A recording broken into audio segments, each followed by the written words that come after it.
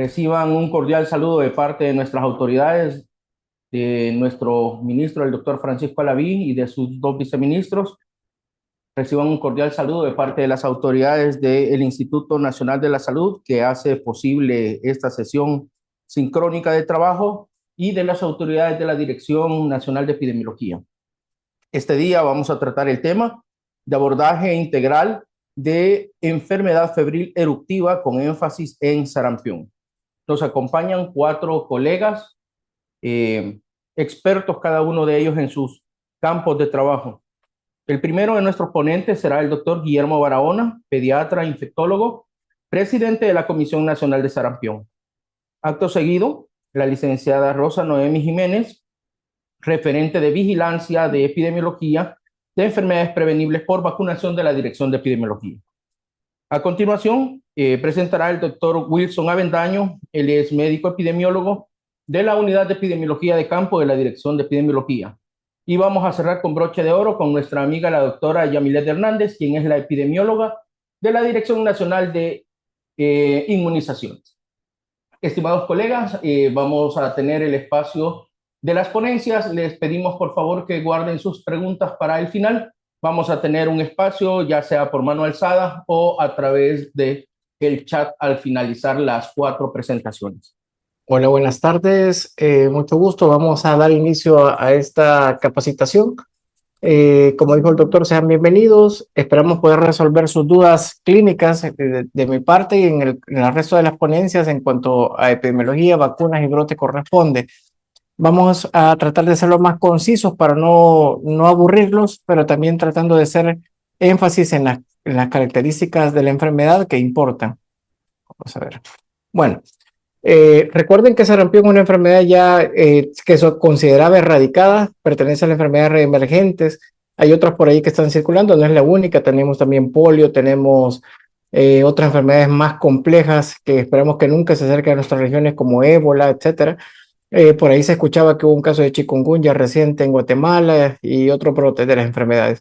Esta, sin embargo, tiene características propias que la hacen difícil de diagnosticar y difícil de a veces de erradicar de los países. Pero la clave está en la prevención y la vacunación. Es altamente contagiosa, como decimos acá, especialmente controlada con la vacunación. Es un virus ARN del género Morbillivirus, de la familia Paramyxoviridae. Se transmite por contacto directo e indirecto. Es decir, no es necesario que la persona esté enfrente de nosotros para poder contagiarnos. Puede permanecer a veces en superficie hasta 2 horas. Eso sí, no resiste el calor ni la desecación, lo cual es una ventaja. El periodo de incubación oscila entre 7 y 14 días, siendo su, digamos, intervalo inferior 7 hasta 14. Y el periodo de contagio, que vamos a hacer mucho énfasis a lo largo de las presentaciones, es muy fácil de recordarlo, son 4 días antes del inicio del exantema hasta 4 días posterior al mismo. Entonces creo que no se nos olvide. Como les decía, altamente contagioso, hasta el 90% de las personas susceptibles, es decir, no vacunadas, van a desarrollar la enfermedad. Obviamente, si estamos vacunados, la probabilidad de que nos dé esto es casi que nulo. Y es una de las preguntas que hemos estado viendo en las pláticas, que se nos pregunta si una persona con sarampión se tiene que vacunar. Pues no, recuerden que la inmunidad es de por vida, entonces no nos vamos a enfermar. El modo de transmisión, gota de aerosoles, distribución mundial, el reservorio únicamente es el humano, y tiene un R0 o digamos, o RO, como se le puede llamar también, de 12 a 18. Eso quiere decir que una persona índice va a contagiar hasta 18 personas susceptibles. Como cualquier virus, siempre en el caso de los respiratorios, sobre todo, inicia su replicación a nivel viral a través de las gotículas que van causando una infección primaria en el epitelio respiratorio. Luego se va diseminando a través de la nasofaringe. Hay un receptor muy específico, el CD150, específico del linfocitos T y B, que lo vamos a mencionar más adelante también, que tiene mucho que ver con la amnesia inmunológica, y eso facilita su diseminación. Y va prácticamente migrando de célula a célula hasta que invade el epitelio respiratorio inferior, pudiendo causar una de las complicaciones más frecuentes y graves, que es la neumonía. Tras replicarse en los ganglios linfáticos regionales, esto se le conoce como la viremia primaria. Se da esa, digamos, replicación. Posteriormente ocurre una viremia secundaria, que esto ya es la diseminación al resto de órganos, vía respiratoria, conjuntivas, piel, y eso da también pie a la explicación del exantema generalizado de esa afectación multisistémica. Y esto es consecuencia de la respuesta mediada por los linfocitos T contra las células epiteliales y endoteliales. Si tomáramos un leucograma en esa etapa, vamos a ver leucopenia, linfopenia. Puede producirse también lo contrario, ¿no? Esto es como lo clásico, pero puede haber leucocitosis con linfocitosis. Hay una profunda inmunosupresión que puede ser persistente hasta 4 o 6 semanas. Sin embargo, hay algo que se conoce como fenómeno bueno, se le puede tener varias formas, pero lo más común que se le conozca como la amnesia inmune, que significa que secundario a la apoptosis que produce las células, hay prácticamente un borramiento de la memoria inmunológica que se puede presentar desde un 60 y tantos por ciento hasta casi un 78%. Y esto puede permanecer por años. Se desconoce muy bien su génesis y su causa, pero recuerden que esto quizás de las complicaciones más graves. Es decir, quedamos como que somos neonatos, reseteado nuestro sistema inmune y estamos susceptibles a padecer cualquier enfermedad que hayamos adolecido antes. Y esto también explica el por qué es muy propenso a que infecciones bacterianas secundarias como neumonía, otitis media, diarrea, puedan aparecer. Recordemos que dentro de la prevención o prevención y tratamiento de la enfermedad se da la vitamina A, que la vamos a mencionar más adelante en las pláticas, su dosis. No solo está destinada a prevenir la ceguera, sino que también está destinada a prevenir la mortalidad, porque la puede reducir hasta valores tan altos hasta del 50%. En las láminas siguientes van a haber resumido lo que hemos estado hablando, la transmisión, el periodo, los síntomas prodrómicos, el periodo de contagio, recuerden 4 días antes, 4 después del exantema. Esto lo podemos ver ejemplificado en esta lámina donde se ve el periodo de transmisión nuevamente, la fase exantemática. Vean cómo coincide de ese pico de fiebre, que esa curva es de fiebre, con la fase exantemática y también con el periodo de transmisión. Podríamos establecerlo de otra forma, mientras tengamos fiebre, hay transmisión porque hay viremia. Aquí lo vemos de otra forma ejemplificado a través de siempre los días. Vean déjenme sacar el puntero láser. Vean acá cuando tenemos el acme de la fiebre, donde el exantema se hace presente. De igual forma, Koplik está antes del ascenso de la fiebre en su máxima expresión y está antes de la aparición del exantema. Hay conjuntivitis, puede haber síntomas de resfriado como tos, coriza, etc. Y la convalecencia que puede durar semanas incluso. Recordemos que la clínica clásica de la enfermedad es tos, coriza y conjuntivitis y el exantema. No quiere decir que este grupo de enfermedades no pueda tener otras manifestaciones, es igual, y se los comparo quizás como con dengue, que es una de las enfermedades comunes que tenemos presente en nuestro país, que uno siempre anda pensando en cefalea, dolor retrocular, mialgia, artralgias, y nos confunde cuando de repente aparece algún síntoma respiratorio leve o incluso aparece diarrea. No quiere decir que los virus no pueden hacer otras manifestaciones clínicas, pero esto que están viendo acá es lo más común. Es un exantema que aparece en la región de la cara, sobre todo en la región donde está el cuero cabelludo que inicia la piel, inicia el pelo, y esto se va diseminando al resto del cuerpo. Extremidades, sobre tronco y extremidades, esa es la distribución. Dura más o menos de 4 a 7 días en promedio. Hay una descamación fina, excepto en las extremidades, y desaparece de la misma forma en que reaparece. Esto lo vamos a volver a mencionar ahorita. Vean, ese es el exantema. Estas todavía son fotos de Kaplan, de ciertas infectologías, donde se puede observar el exantema maculopapular, que tiende a ser confluente, palidez a la digitopresión. Hay unos que le llaman como que es cobrizo, cefalocaudal, centrífugo, que respeta las palmas de las manos y plantas de los pies. Y recuerden, desaparece en la misma forma que inicia, es decir, no desaparece al revés, de forma ascendente, sino que de la cara de nuevo hasta abajo. ¿Ven? Otros que le conocen esto como descamación furfurácea porque recuerda ciertos hongos. Estas imágenes sí son propias de nuestro país. Vean la secuencia de imágenes, es la misma persona, se ve ese rash generalizado, es una persona de piel de tez blanca, entonces se logra vislumbrar un poco mejor la distribución del exantema. Es maculopapular, igual confluente, vean, respeta las palmas de las manos, hay un poco de distribución a nivel de pies.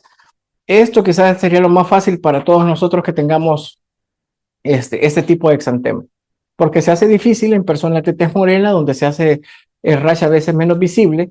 Vean acá, está el tórax anterior, tórax posterior, un poco en la cara, respetadas las manos y las pies. Este de nuevo es un paciente, un mismo paciente, hasta 4 imágenes.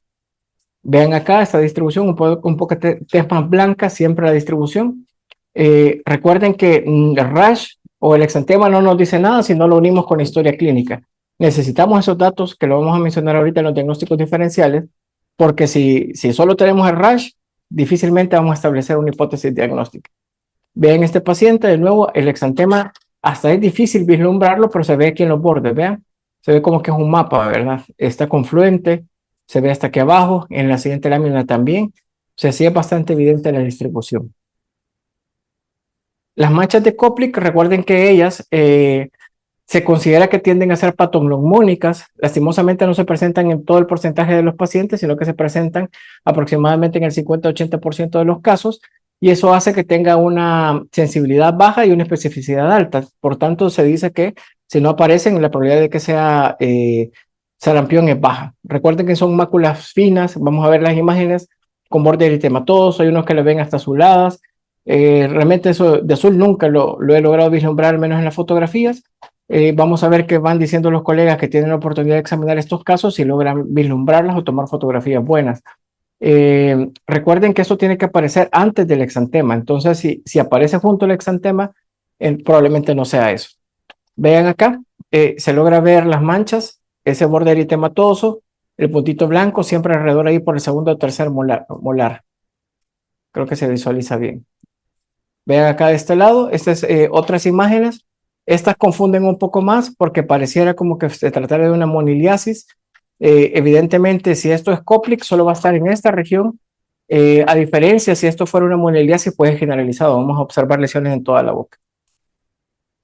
Dentro de las complicaciones, hay complicaciones tempranas como en todas las infecciones virales, que pueden ser neumonías, tanto primarias como secundarias.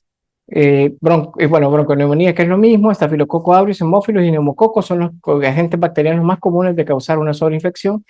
Puede sinusitis. De las tardías y que son graves de mencionar, la panencefalitis esclerosante subaguda, que se puede presentar hasta años después, hasta 15 años posterior a una infección primaria. Y esto es muy importante que se debe de considerar en pacientes que han tenido infecciones previas por sarampión y se caracteriza por un deterioro mental que puede llevar hasta un coma y hasta la muerte.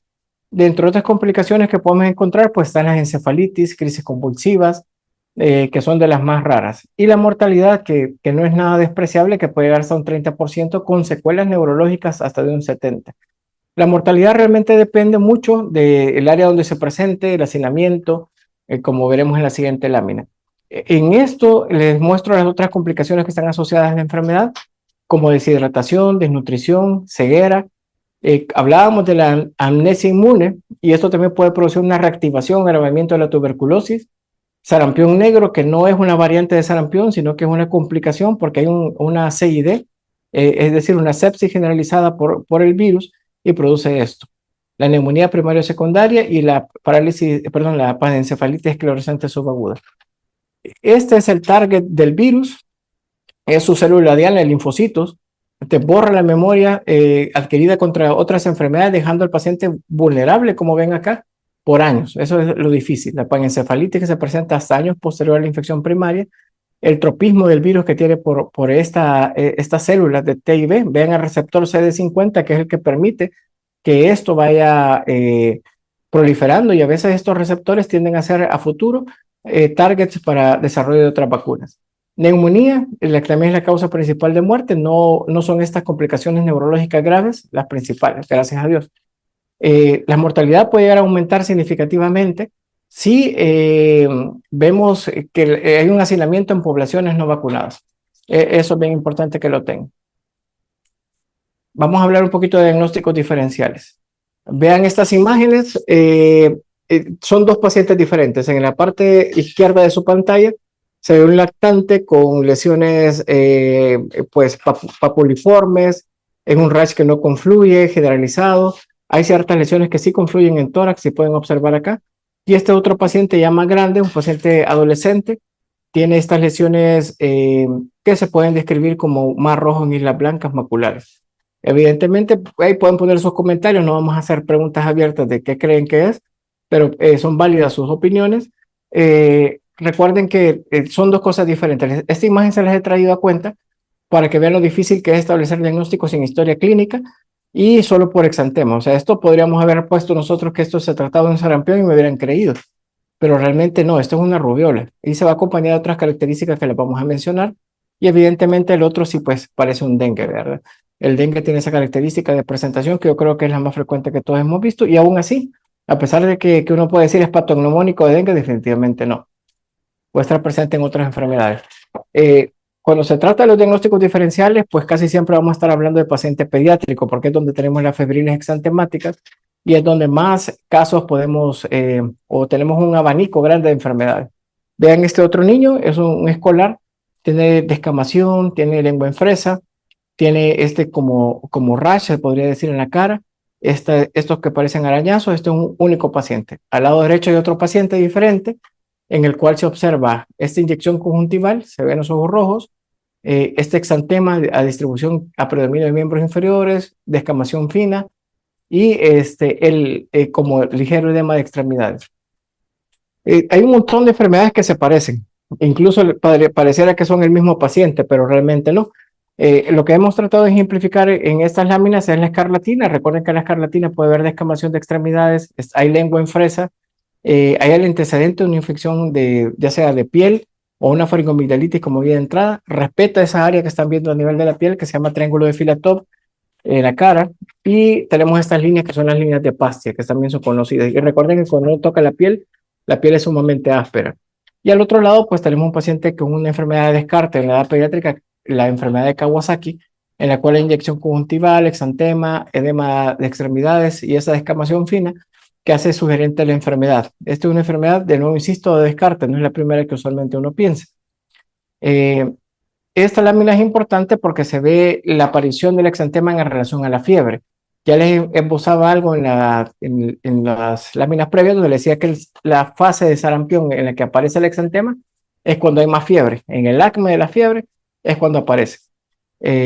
Y recuerden que hay otras cosas asociadas a la enfermedad que uno tiene que buscar, como los síntomas respiratorios. En el caso de la rubiola es diferente. La fiebre baja puede estar ausente al inicio del exantema o incluso puede estar bajito. Entonces vean la curva febril en este caso está baja. Y hay otras cosas que son clásicamente asociadas a rubiola, no son únicas, pero pueden estar presentes como la adenopatía retroauricular, suboccipitales y el exantema de diseminación más rápida que no suele confluir como vimos en las imágenes.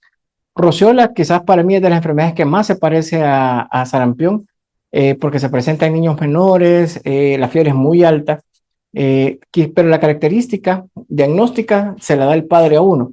Esto está hasta en los libros de pediatría, donde le dice uno, cuando la fiebre se cae, aparece rash. Y justamente así le llega la consulta de los padres diciendo, a mí doctor, les pasaron unas fiebres 3 días con unos grandes calenturones, pero ya se le quitó y hoy se lo traigo porque le salió este rash. Ahí el paciente ya está curado. Justamente aparece en esa transición, o sea, fiebre cae abruptamente y aparece.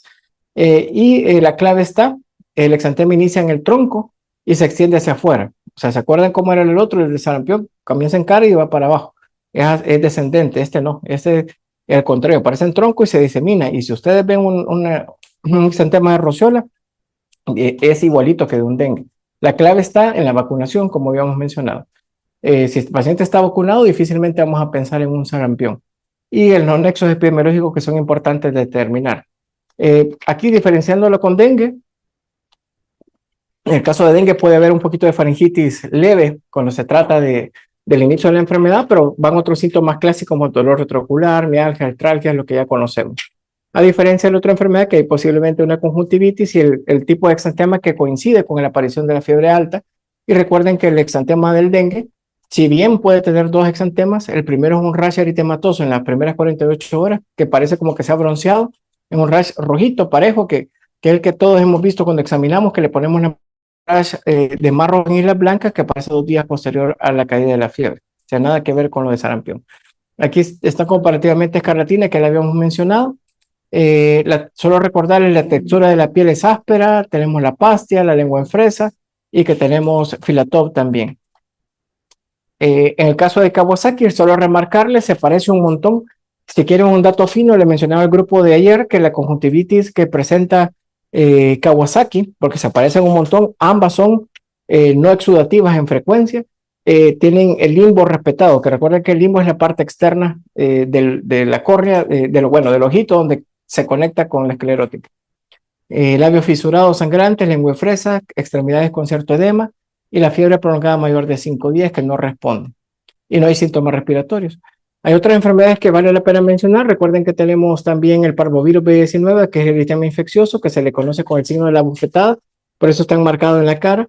Hay también rash en el resto del cuerpo, o un exantema que se puede llamar reticular, que si lo quieren describir se ve como que las abuelitas le dicen a uno te ves sarado, o como piel marmórea.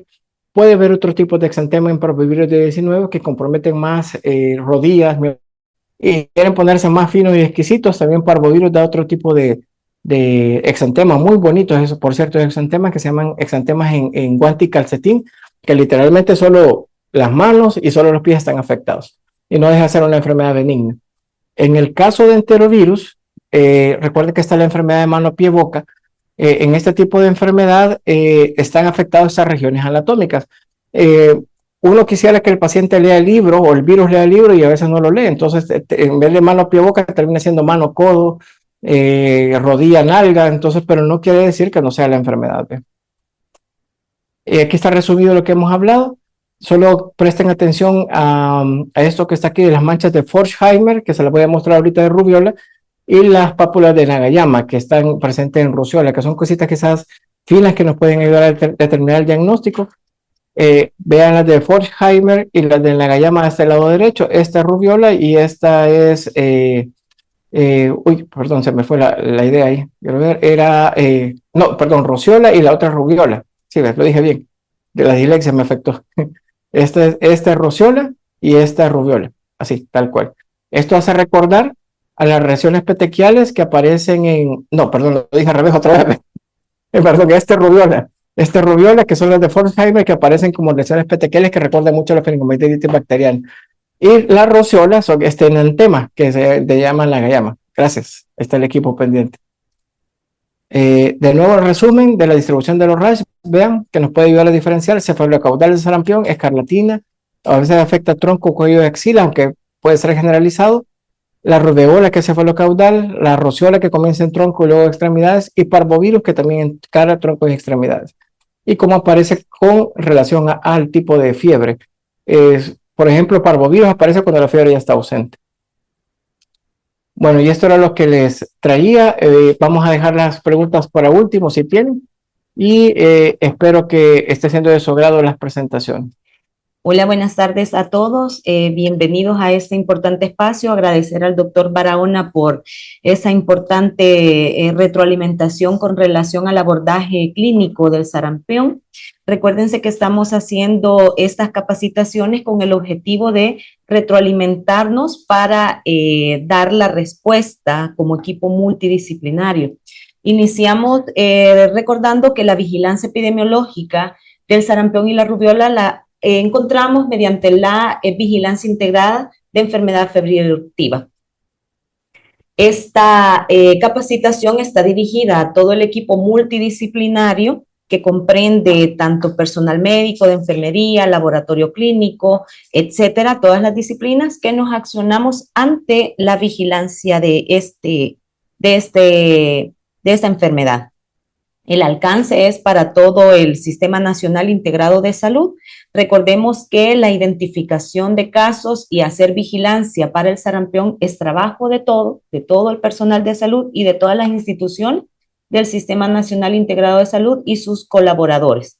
El objetivo, pues, es que demos cumplimiento a lo ya normado en los lineamientos que recientemente fueron actualizados, para que todos conozcamos y manejemos la misma información en cuanto al tema de vigilancia. Bien, en cuanto al contexto internacional, es importante que conozcamos que el sarampión y la rubiola no son amenazas del pasado, siempre han existido estas enfermedades. La curva epidemiológica regional actual nos menciona que tenemos grandes brotes en países vecinos. Uno de ellos, Guatemala, que ha presentado números significativos en las últimas semanas, México, Estados Unidos, entre otros, Y recordemos que tenemos una población que es viajera, no estamos exentos a que nuestra persona vaya, se enferme y luego regrese ya con la enfermedad. Es importante bajo este contexto reconocer que una sola omisión en la detección clínica puede reiniciar una cadena de transmisión local y arriesgar así la certificación con la que actualmente contamos en el país, que se cuenta con la eliminación del sarampión, ¿verdad? Bien, entrando en materia, recordamos la definición de caso, que es una definición altamente sensible para meter el mayor número de casos a investigación y que finalmente pruebas de laboratorio nos digan que pues hay presencia de virus o no, y es todo paciente que presente fiebre y exantema, maculopapular o de quien un trabajador de salud sospeche que padece sarampión y rubiola. Es importante conocer que ambos, tanto la fiebre como el exantema, deben de estar presentes para que haya cumplimiento. Los criterios son de confirmación por laboratorio, el tomar las muestras, tanto las muestras serológicas como las muestras para detección viral, finalmente nos dicen si o no hay presencia del virus.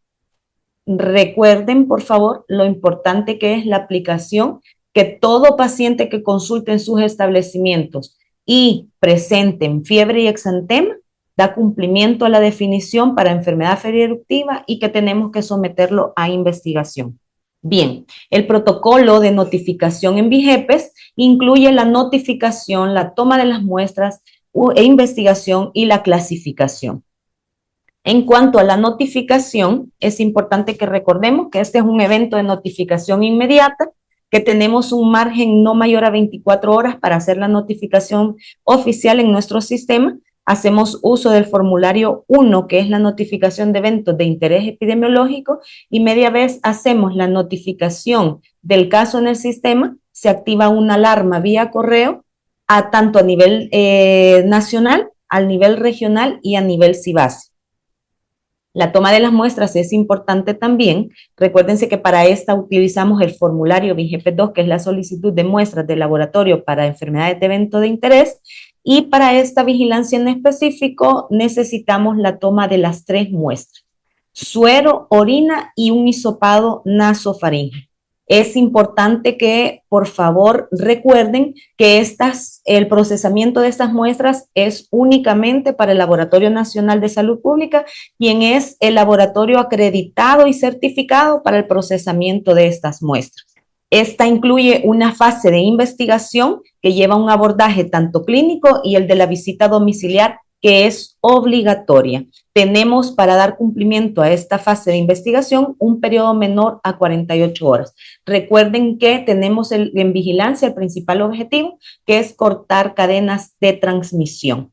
En esta importante fase de investigación, hacemos identificación de contactos, hacemos identificación de más casos, verificamos esquemas de vacunación, que ya las ponencias posteriores nos dan el detalle en cuanto a una indicación bien específica para vacunación, y con esta hacemos uso del formulario VIGEPES-3, que es el VIGEPES de investigación y cierre, el cual se complementa en 2 momentos, y es acá donde deseo hacer énfasis a nuestros compañeros en la parte clínica y a nuestros compañeros en la parte epidemiológica. El VIGEPES-3 está constituido por 10 numerales. El numeral 3 es el que debe de ser lleno en el momento en el que identificamos el caso, ya que ahí especificamos con detalle todo el cuadro clínico que sustenta la sospecha diagnóstica. Es decir, como ya el doctor Barahona nos manifestó toda la sintomatología que se presenta en el sarampión, pues ahí está detallado la fiebre, el exantema, el tipo del exantema, tos, coriza, manchas de Koplik, etcétera, donde es ahí donde nos dan ustedes especificación de la parte clínica. Llenan el numeral 3 del VIGEPES-3 más el VIGEPES-1 y se procede a hacer la notificación. Desde ahí ustedes están garantizando el primer filtro en cuanto a vigilancia, que pues ese caso sí cumple con la definición de caso, ya que está presente el exantema y la fiebre. Hay una fase final de clasificación y este pues es el cierre según las pruebas de laboratorio. Las pruebas de laboratorio nos dicen si hay presencia del virus o no. Esta clasificación únicamente la hace el personal de epidemiología del nivel CIVASI cuando cumple 4 criterios. Uno de ellos es el detalle y el registro de la parte clínica en VIGEPES, porque no basta solo llenar los formularios, la información se vuelve oficial desde el momento en el que lo registramos al sistema de vigilancia epidemiológica. Entonces, el primer criterio es el detalle del aspecto clínico, otro de ellos es el detalle de la visita domiciliar, el tercer criterio es el seguimiento a los 30 días que se hace posterior a la notificación y el cuarto y no menos importante, pues los resultados del laboratorio. Bien, en cuanto a la fase de la alerta temprana, ya mencionamos que la notificación inmediata es dentro de las primeras 24 horas, que nos cae una notificación vía correo también, además de la notificación en el sistema, y que este cae tanto al nivel central, al nivel regional y al nivel CIVASI, de acuerdo a la dirección de residencia del caso. Entonces, es necesario en ese sentido hacer control y calidad del dato a la información que registramos en el sistema. Uno de ellos es la dirección. Ya mencionamos que hay un equipo multidisciplinario que se activa para las intervenciones de prevención y control en la domicilio. Entonces, al no tener un dato actualizado o correcto, pues es oportunidad perdida. La notificación, si bien es cierto, se hace oficial a través de nuestro sistema, a través de los formularios, hay una comunicación alterna que también bajo este contexto es específico que lo tomemos en consideración, y es que los casos altamente sospechosos, por favor, puedan ser presentados para tratarlos con la prioridad que corresponde. ¿Cómo le llamamos al caso altamente sospechoso? Un caso que además de la fiebre y el exantema, sea un contacto de un caso confirmado, por ejemplo, el antecedente de viaje a uno de estos países que ya mencioné anteriormente, por eso es importante conocer el contexto internacional. ¿Qué quiere decir? Si viene de Guatemala, si viene de México, si viene de Estados Unidos, si viajó o si recibió visitas, toda ese hallazgo es importante para que lo consideremos altamente sospechosos. Por lo que bajo este contexto se pide, por favor, indaguen sobre este importante aspecto y que al tener el antecedente más la fiebre y el exantema, pues puedan presentarnos y así hacer las gestiones de comunicación correspondiente para tratarlo con la prioridad que corresponde. Lo importante de conocer también los tiempos específicos para la toma de las muestras del laboratorio. Quiero empezar mencionando que es obligatorio tomar las muestras del laboratorio ante la identificación de un caso.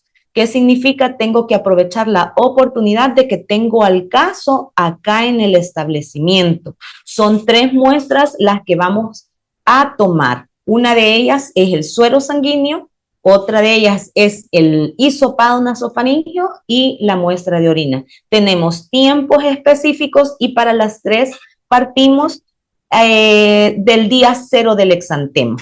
Desde el día 0 hasta el día 30 tenemos para tomar la muestra sanguínea de la cual tomamos el suero y la mandamos para el Laboratorio Nacional, y desde el día 0 hasta el día 7 para el hisopado y la orina. Es importante recordar que si bien es cierto, son 3 muestras de laboratorio, no necesitamos 3 VIGEPES. Un solo formulario correctamente lleno y completamente lleno con información precisa y correcta, marcamos las 3 muestras, el suero, el hisopado y la muestra de orina, y lo mandamos al Laboratorio Nacional de Salud Pública. Es importante que se haga el filtro de la información en el establecimiento, porque el Laboratorio Nacional tiene criterios de rechazo que son aplicables dadas algunas situaciones. Una de ellas es la incoherencia entre los datos, que tenemos una fecha, por ejemplo, una fecha de inicio de síntomas en sistema y tenemos otra fecha de inicio de síntomas en la boleta. La información debe ser coherente y tiene que ser la misma, por lo que pedimos, por favor, a los referentes del laboratorio a los referentes clínicos y a los referentes de epidemiología hacer este filtro y calidad del dato antes que las muestras salgan para el laboratorio nacional. Bajo este contexto no nos podemos dar el lujo que nos rechacen una muestra o postergar el procesamiento por una falta de control de calidad de datos o control de calidad de la información. Otro detalle importante que por favor no olviden es que hacemos uso del triple embalaje para este envío de muestras de laboratorio y que debemos de conservarlas en cadena de frío, de 2 a 8 grados centígrados desde el momento en el que las tomamos. Tenemos un periodo no mayor a 24 horas para hacer el envío correspondiente en el tiempo en el que se detecta. Es importante que conozcan una indicación que muy recientemente acaba de ser dada por el Laboratorio Nacional de Salud Pública, y es que bajo este contexto, el Laboratorio Nacional de Salud Pública está habilitado de lunes a domingo de 7:30 a 3:30, por lo que pueden hacer los envíos correspondientes y ya bajo este criterio, pues no estaremos con la excusa, ¿verdad?, de que el laboratorio no está aperturado el fin de semana y que por eso demoré el envío. El envío debe de ser, por favor, inmediato. Hagan las gestiones correspondientes para enviar las pruebas lo mayor pronto posible. Y en aquellos casos altamente sospechosos, inmediatamente gestionar la comunicación, por favor, para darle incluso más prioridad de la que amerita. Bien, en cuanto a la investigación de campo que se realiza ante la notificación de casos, pues este es el formulario 3, ya les mencionaba, tiene 10 variables en las que contempla datos de identificación, datos clínicos, datos de visita, esquema de vacunación, con identificación de contactos, etcétera. Es importante en este sentido que, si bien es cierto, no todos los presentes realizan esta acción, porque la acción de investigación la realiza el Ministerio de Salud a través de sus equipos de respuesta local, es importante que ustedes los conozcan para que puedan tomar información desde el momento en el que hacen la notificación. Detalle importante es conocer el esquema de vacunación, el antecedente de viaje, que si bien es cierto, es parte del BIGEP 03, bajo el contexto es necesario que los médicos clínicos desde el primer momento de identificación del caso tomen esos datos para así favorecer la respuesta y hacerla oportuna.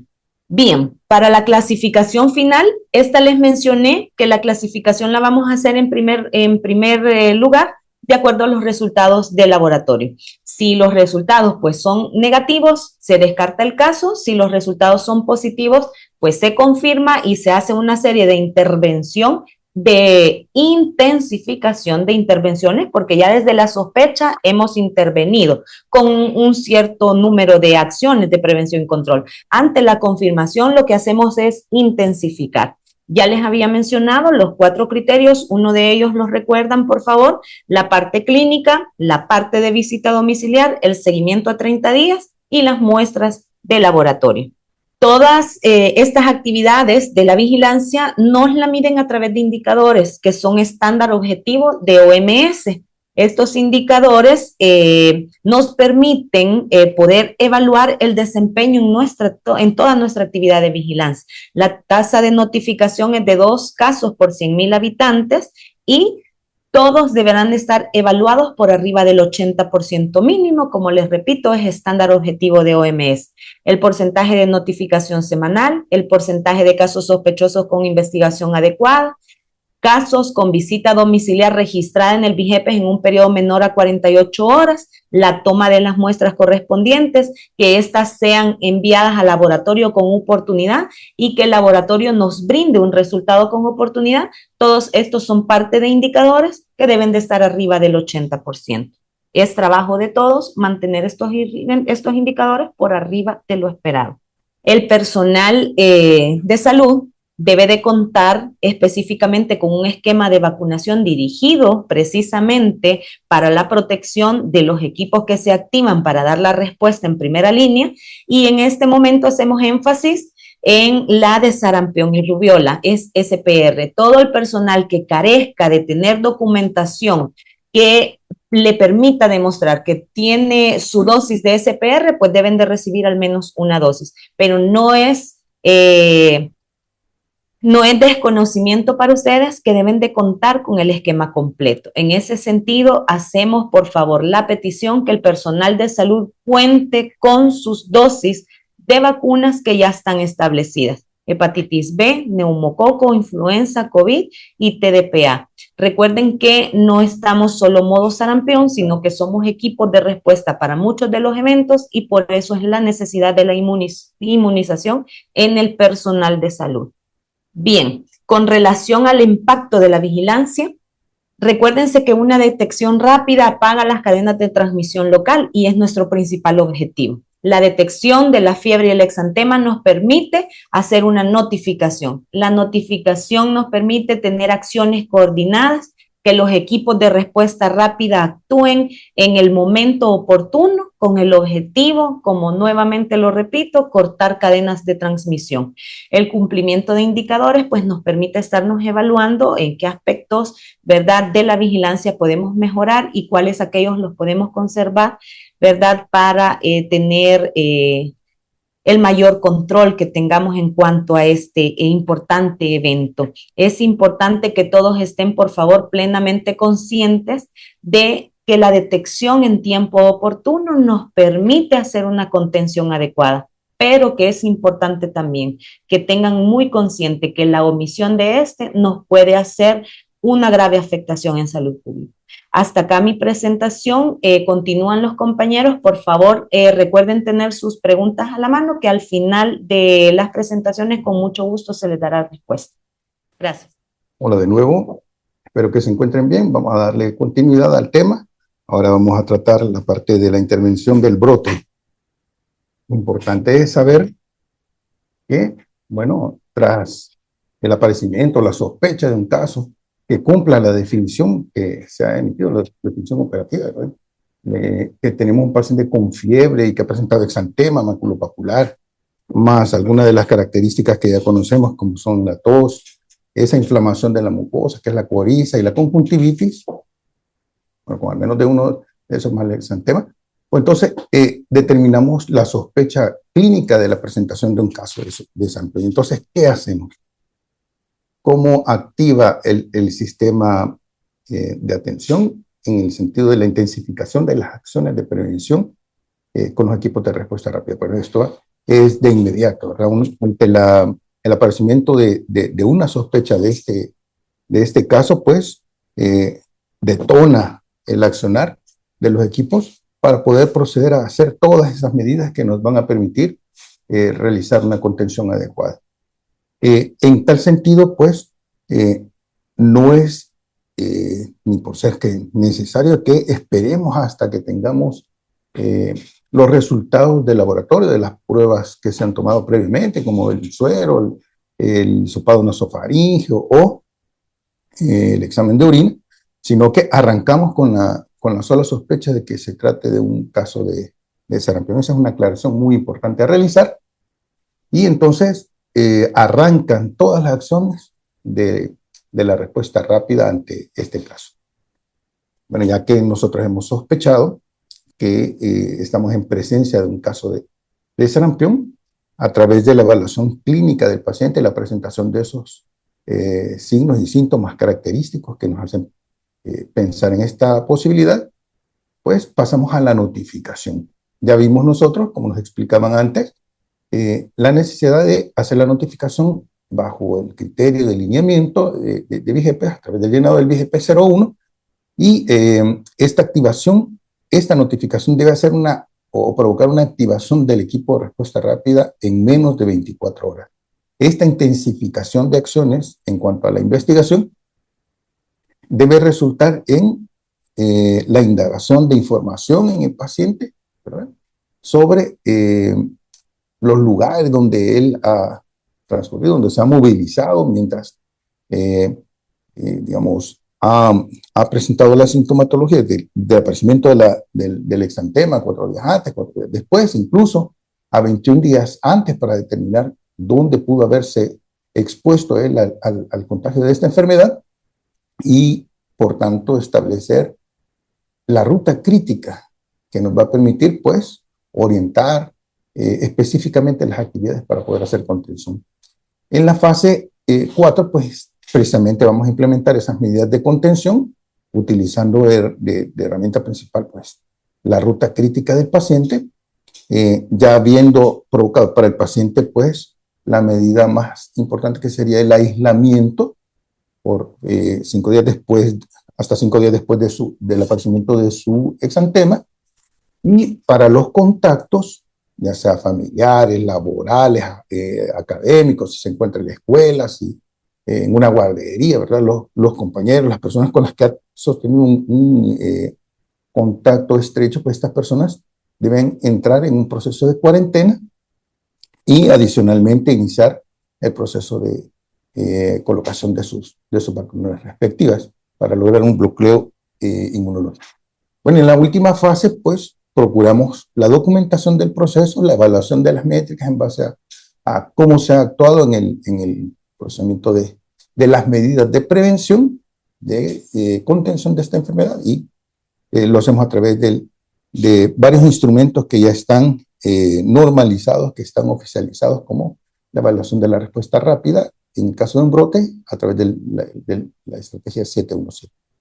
La respuesta es ejecutada por un equipo de respuesta rápida, el cual ya está organizado. No es solamente uno, tenemos varios a diferentes niveles de atención. Con la integración, esto es muy importante, multidisciplinaria e interinstitucional. En las primeras horas, en las primeras 24 horas, pues se da una ventana crítica donde se tienen que implementar estas acciones si pretendemos realizar una contención oportuna, puesto que la enfermedad no nos da tregua, ¿verdad? O sea, el alto poder de contagio que tiene la enfermedad, que va de 12 a 18, como nos explicaban anteriormente, no da pie a que nos podamos relajar para poder empezar con las acciones. No, empezamos con esa evaluación y la notificación. De todo caso, F, en términos epidemiológicos, es una enfermedad febril eruptiva, donde clasificamos al paciente, vemos y verificamos con esa evaluación que cumple la definición de caso de sospecha de sarampión, y llenamos el instrumento, que es en este caso el instrumento de notificación, que es el BIEPES 01. Para el paso 2, entonces inmediatamente establecemos el aislamiento de esta persona con una separación inmediata para lograr establecer el bloqueo, la separación estricta de esa vía aérea que pueda, en principio, pues, transmitir la enfermedad a sus contactos. Para cuando tenemos la confirmación del paciente, pues, iniciamos con un aislamiento hospitalario, ¿verdad? En este momento hospitalario, pues, y un aislamiento domiciliario, dependiendo de las características, pues, activamos el equipo de respuesta rápida como paso 3 y procedemos a la toma de muestra en base a todo lo que habíamos visto anteriormente. Llenamos el BGP 2 para el envío, como nos habían dicho, para el envío de la muestra de la orina, del suero y del hisopado. No es necesario que hagamos un BGP 02 para cada uno, sino que en uno solo se dan las 3 muestras referidas al Laboratorio Nacional. Y también llenamos la parte clínica del BGP 03 según las indicaciones que vimos, y acorde al alineamiento de atención del sarampión, la rubiola y la rubiola congénita. ¿Quiénes conforman el equipo de respuesta rápida? Bueno, este equipo es multidisciplinario, interinstitucional. En principio, pues, va a estar comprendido por el personal de atención clínica, pues el médico, un epidemiólogo, una enfermera, alguien del laboratorio, un promotor de salud y alguien de comunicaciones. ¿Y todos vamos a ir al mismo tiempo? No. Esto va a depender propiamente de la evaluación preliminar del caso, y puede ser que para esta ocasión, digamos, para este paciente pueda acudir alguien de atención clínica como el médico y la enfermera, acompañado probablemente del laboratorio clínico para la realización de la toma de las muestras pertinentes. En la lista de preparación, pues, lo más importante es que logremos establecer los roles, las actividades que va a ir a realizar cada uno.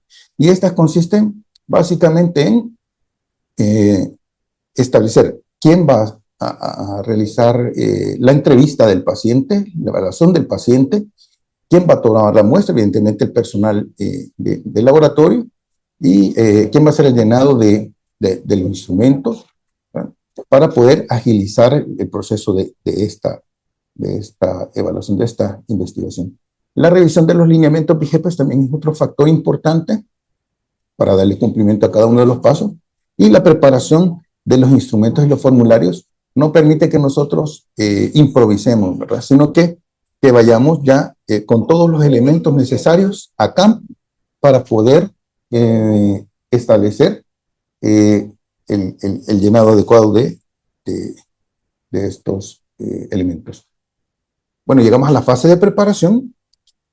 Sabemos nosotros que los equipos de respuesta rápida no se organizan en el momento que estamos ante un brote, no, estos ya están organizados previamente. Mantenemos estos equipos conformados ya previamente, capacitados, ¿ya? Se capacitan en múltiples, digamos, temáticas, como por ejemplo la bioseguridad, por ejemplo, el llenado, el abordaje de los brotes, los lineamientos específicos para las enfermedades, como por ejemplo el sarampión, y la aportación de sus equipos de protección personal, que son importantes, la preparación de los insumos del transporte, de la papelería y la logística que vayamos a necesitar, tanto para el transporte personal, para el transporte de las muestras. Eso tiene que estar organizado previamente. Luego pasamos a la verificación, que significa una corroboración tanto de esas señales que provienen de las fuentes oficiales a través de las notificaciones, o también lo podemos hacer a través de la verificación de los rumores, ¿verdad?, que son señales para nosotros muy importantes, porque de repente ahora, imagínense ustedes, verificamos o encontramos en las redes sociales que hay un cantón o hay un municipio o una escuela, ¿verdad?, en donde se está presentando el aparecimiento de personas con características de fiebre y sarpullido, ¿verdad?, porque no nos van a decir ellos, es un exantema, no, es un sarpullido.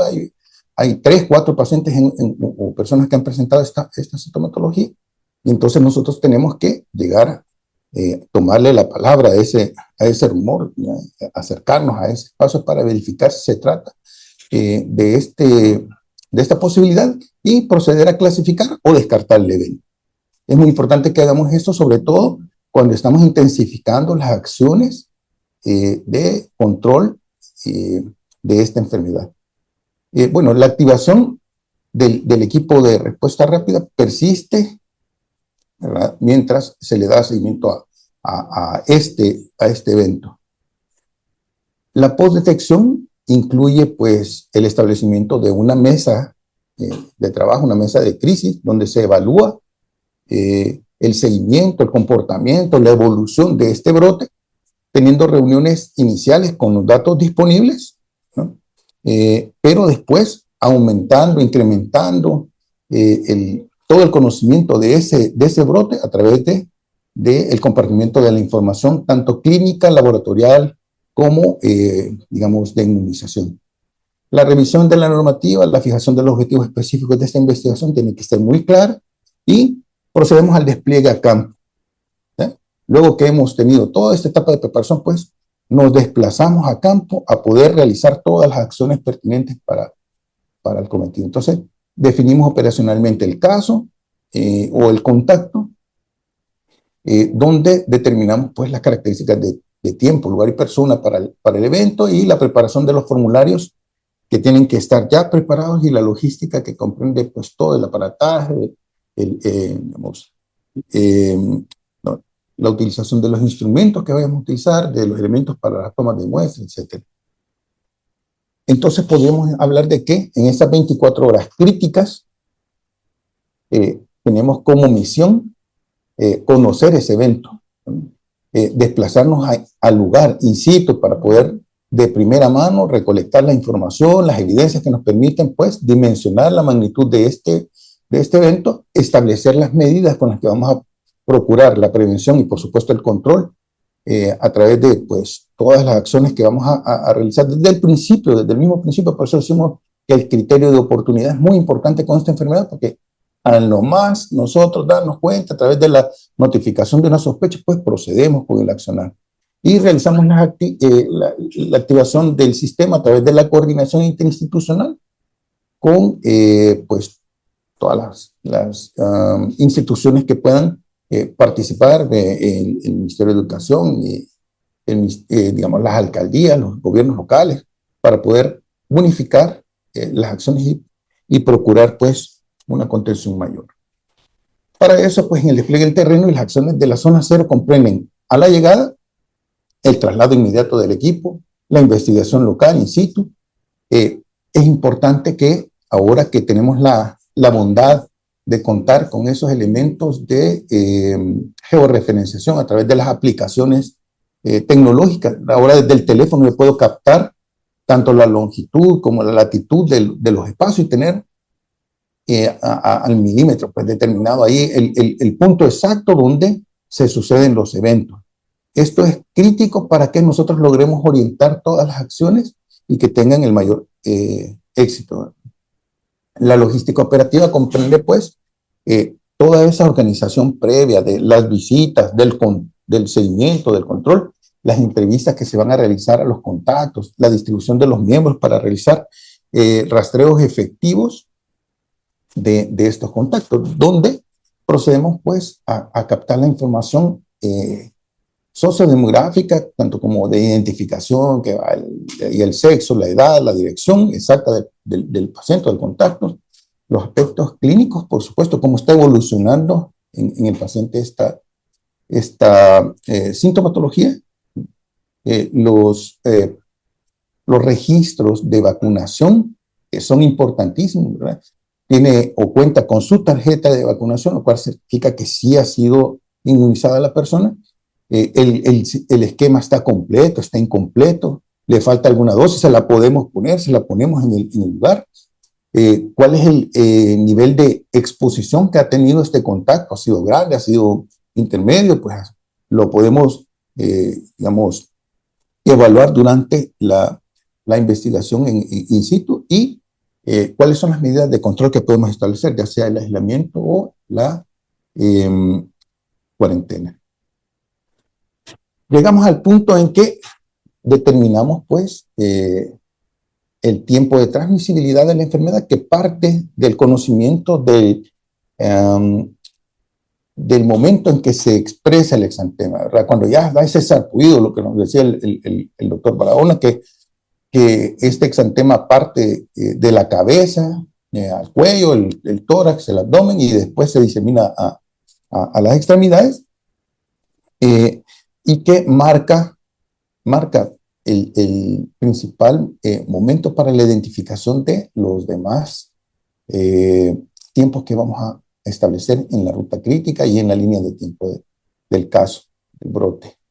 Entonces, como sabemos, tras el aparecimiento del exantema, estamos seguros que 4 días antes de que aparezca ese exantema, donde se sucede el tiempo de aparecimiento de la sintomatología, el periodo prodrómico de la enfermedad, que incluye el aparecimiento de la fiebre, de la coriza, de la tos, de esta conjuntivitis, incluso el aparecimiento del enantema, que comprende las manchas de Koplik, se da 4 días antes de que aparezca el exantema. Y 4 días después, todavía el paciente puede ser transmisor de la enfermedad. Entonces, desde que aparece ese sarpullido, aparece ese exantema, 4 días antes y 4 después de ese aparecimiento, el paciente puede ser transmisor de la enfermedad.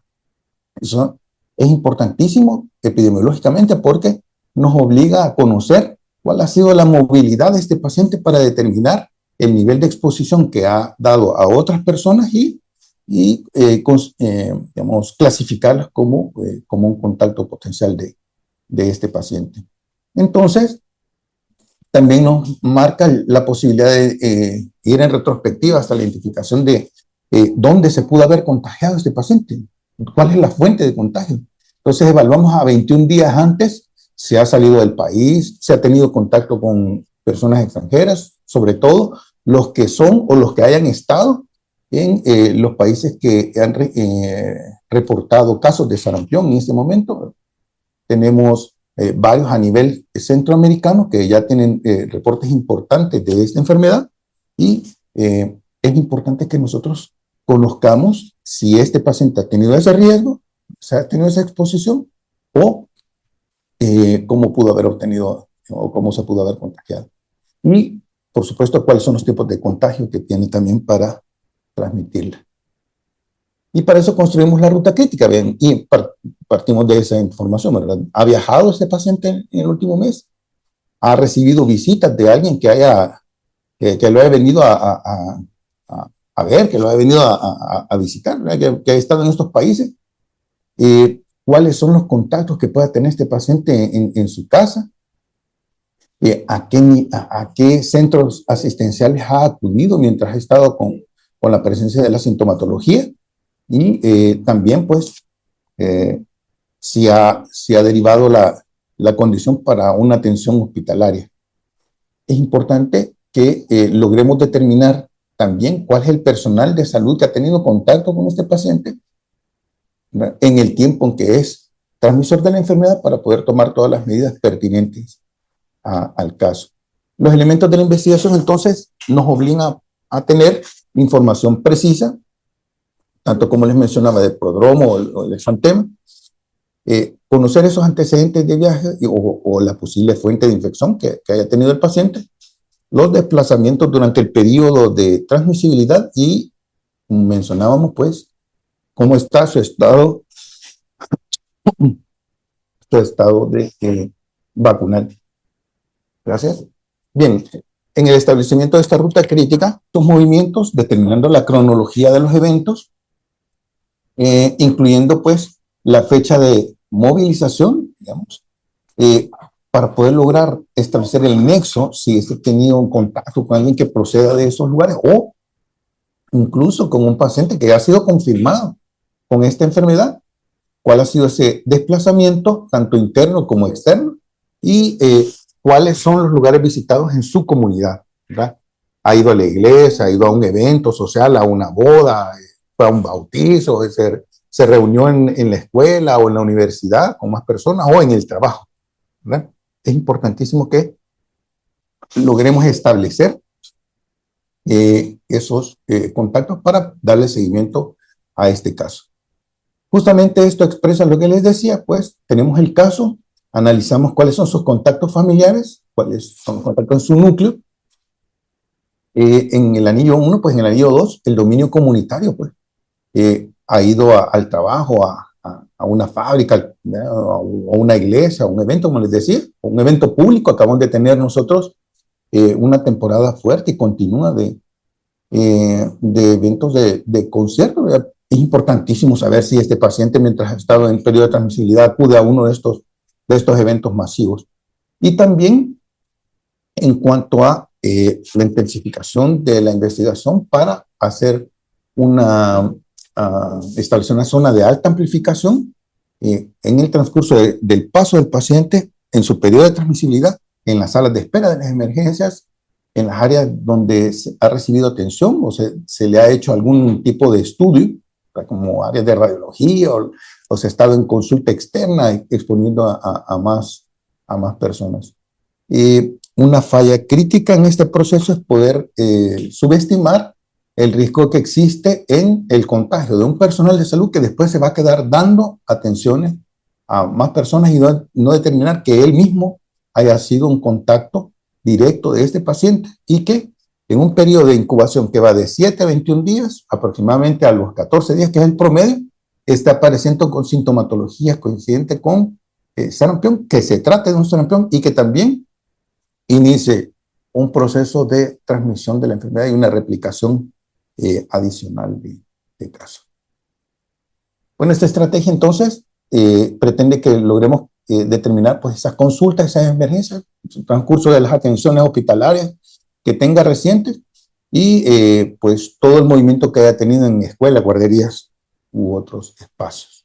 Bien, entonces, ¿cómo controlamos este brote? Bueno, si se trata del manejo que le vamos a dar al paciente que ya ha sido confirmado a través de las pruebas de laboratorio o que es un paciente sospechoso de la enfermedad, pues optamos por la modalidad del aislamiento estricto.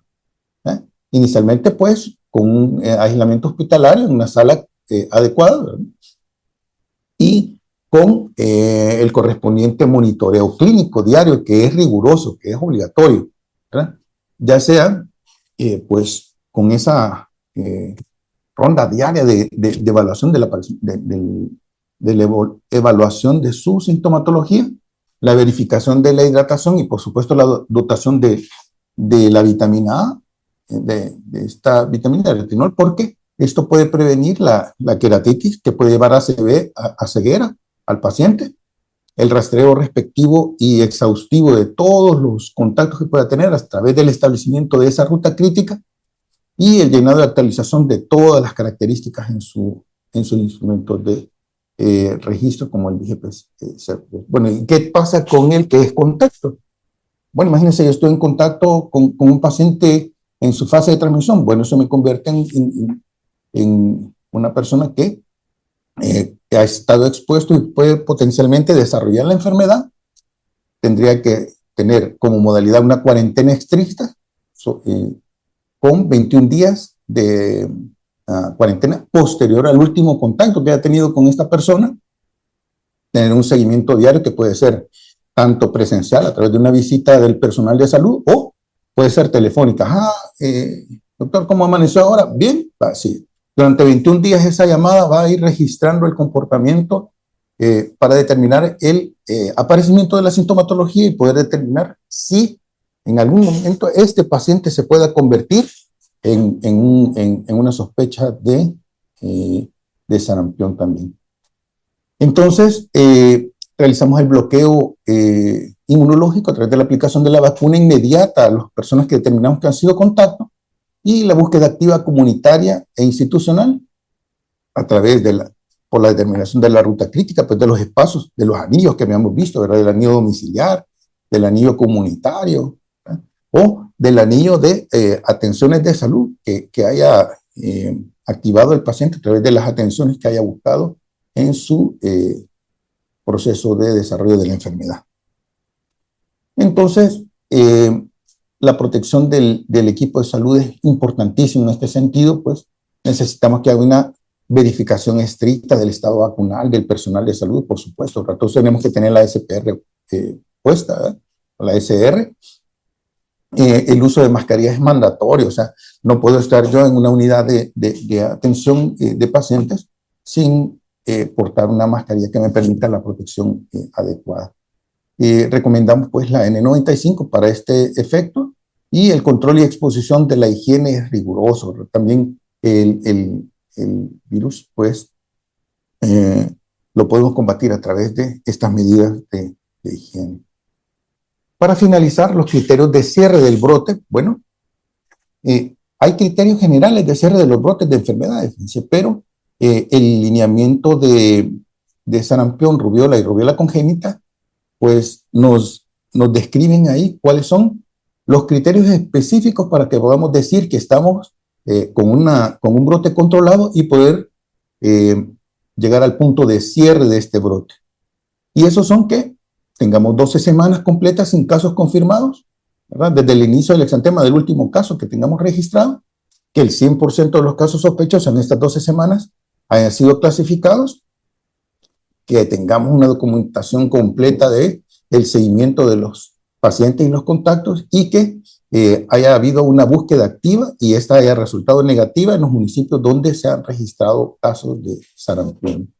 Cuando todos esos elementos se conjuntan, podemos decir que hemos podido llegar al punto del cierre de este brote.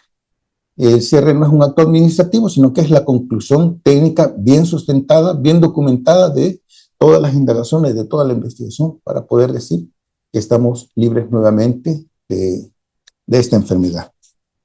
Hasta aquí llego y vamos a pasar a la parte de la estrategia de vacunación en un brote de sarampión. Bueno, tengan todos muy buenas tardes. Para dar seguimiento a esta ponencia, vamos a hablar sobre las estrategias de vacunación en los casos confirmados de sarampión. Bueno, desde el año pasado se han dado diferentes alertas y recomendaciones ante la situación de sarampión en la región de las Américas. Durante este año, OPS emitió esta alerta en febrero del 2026 en relación a mejorar lo que son las coberturas de vacunación en todos los países de la región, sobre todo en el esquema regular con las dosis de SPR1 y SPR2. Aquí podemos identificar cómo fue la distribución de los países en el territorio de las Américas en relación a las coberturas de vacunación con SPR1 durante el año 2024. Solamente 15 países de la región pues alcanzamos unas coberturas arriba del 95%. Nuestro país fue uno de ellos, pero el resto de los países de las Américas tenían coberturas entre 80, 89, 90, 94 y menores del 80%. Es así como podemos ver en este gráfico, ¿verdad? Que son las coberturas ya oficiales que se reportan a través del WENIC, del EJRF. Para el año 2024 cerramos con una cobertura del 96% y para el 2025 hemos cerrado con una cobertura del 98%. Entonces, ahorita con estas coberturas, pues vamos bastante bien, son coberturas óptimas. Con relación a las coberturas de vacunación con SPR2, podemos identificar que solamente 9 países de la región alcanzaron coberturas arriba del 95%. Lastimosamente, nosotros para el 2024 cerramos con una cobertura, ¿verdad?, del 90%, y 22 países de la región, pues, alcanzaron coberturas menos del 80%. Y entre ellos, pues, donde están los grandes brotes ahorita de sarampión, como Guatemala, México, ¿verdad? Entonces, esto es una de las alertas grandes que tuvimos, sobre todo porque siempre existe un riesgo si las coberturas de vacunación no son adecuadas y si tenemos cercanía de países que no tienen coberturas óptimas.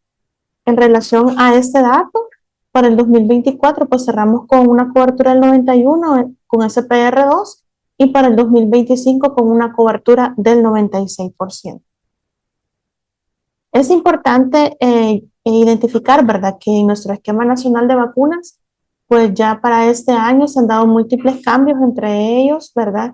Ya saben en los lanzamientos que hemos tenido de las diferentes vacunas, pero sobre todo se mantienen lo que son las coberturas en el esquema, sobre todo en las dosis de aplicación de SPR1 a los niños de 12 meses de edad y 18 meses de edad con su segunda dosis de SPR2.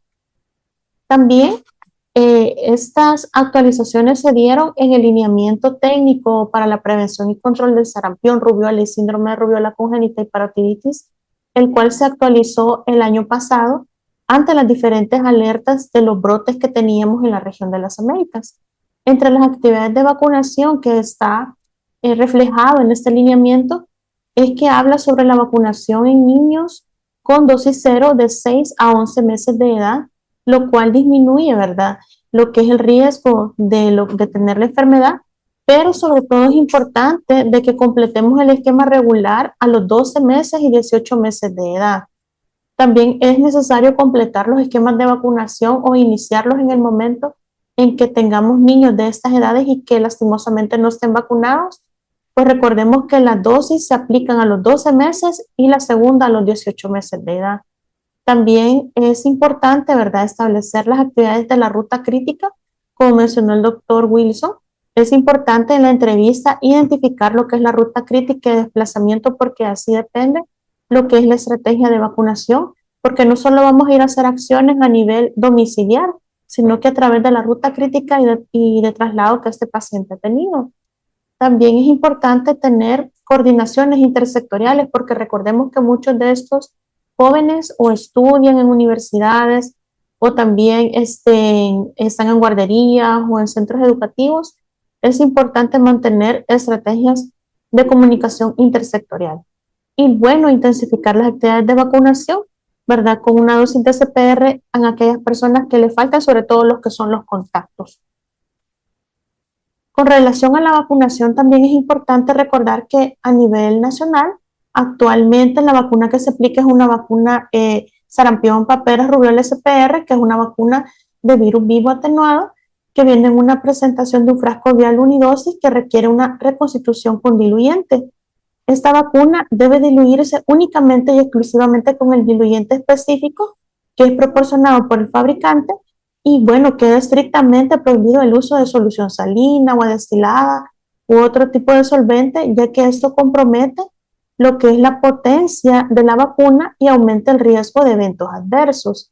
También ahorita con la campaña que hemos iniciado desde el viernes anterior de 0 dosis, pues se aplica a los niños de 6 a 11 meses de edad vía subcutánea en el músculo vasto y para mayores de 1 año en el músculo deltoideo. Es una vacuna que debe de mantenerse en cadena de frío a una temperatura de +2 a +8. Y se comparte también en la otra lámina lo que es la vacunación al personal de salud, sobre todo porque es necesario que como personal aquellas personas que forman parte de los equipos de respuesta rápida o que no tengan un atestado como una tarjeta de vacunación, pues deben de aplicarse su dosis para que podamos estar protegidos ante alguna situación. Entonces, hemos terminado por el momento con la presentación y vamos a iniciar lo que son algunas preguntas que pueden realizar. Muy buenas tardes. Vamos a dar lectura a algunas consultas que se hagan a través del chat o por mano alzada. Cindy García dice, buenas tardes, deseo conocer las coberturas de vacunación de El Salvador en 2025 de SPR2, por favor. Bueno, en la lámina podemos ver de que las coberturas cerramos con el 98%, ¿verdad?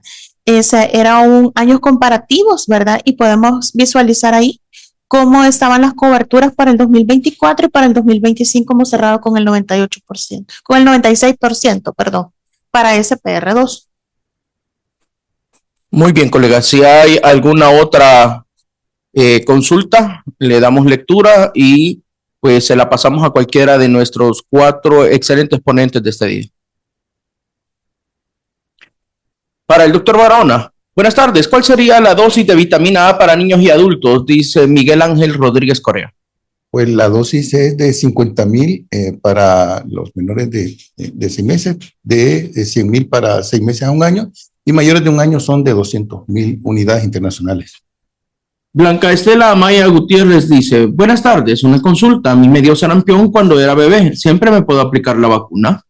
Si usted tiene un atestado, ¿verdad?, de que si le colocaron la vacuna, pues ya no es necesario aplicársela. Pero si le dio la enfermedad, pues no, realmente no estamos seguros que haya sido sarampión, pudo haber sido cualquier otra patología. Si usted tiene esa duda, pues se le recomienda vacunarse. Carlos Olaizola dice, si el paciente llega de noche cuando no hay laboratorio, ¿se tomarán las muestras y se enviarán al momento al laboratorio? Como mencionamos, es importante lograr obtener las muestras desde el primer contacto. Recuerden que el hisopado, que es la muestra un poquito más complicada que le podríamos llamar, pues recuérdense que la pandemia de COVID nos dejó bastante aprendizaje con relación a la toma. No tener un área de laboratorio en específico no es un condicionante para no tomar las muestras. Deberán de hacerse las gestiones correspondientes y las capacitaciones en cuanto a toma de muestras correspondientes para garantizar desde la primera oportunidad en la identificación la toma de las muestras. Doctora Bendaño, consultan en cuanto al personal vacunado, ¿debe de utilizar mascarilla quirúrgica o N95? Las medidas de prevención nunca están de más, ¿verdad? Entre mejor protegido, recordemos que cuando nosotros utilizamos medios de protección, no solamente nos estamos protegiendo contra una enfermedad conocida como esa, sino que contra todas las infecciones que nos puedan amenazar. Bueno, esta es la última pregunta. Buenas tardes. Pregunta Melvin Cárcamo con respecto al envío de muestras al laboratorio de vigilancia de salud pública. ¿Es necesario enviar un VIGEPES 2 por cada muestra enviada? Uno para la orina, uno para el suero y otro para el hisopado. ¿O se puede enviar un solo VIGEPES 2 para las 3 muestras enviadas? Como se mencionó anteriormente, no es necesario mandar 3 VIGEPES. Se manda un solo formulario VIGEPES 2 correcta y completamente lleno, señalando en el VIGEPES las 3 muestras, orina, suero e hisopado nasofaríngeo. No es necesario mandar 3 boletas. Una sola correctamente llena es suficiente. Gracias a nuestros 4 ponentes.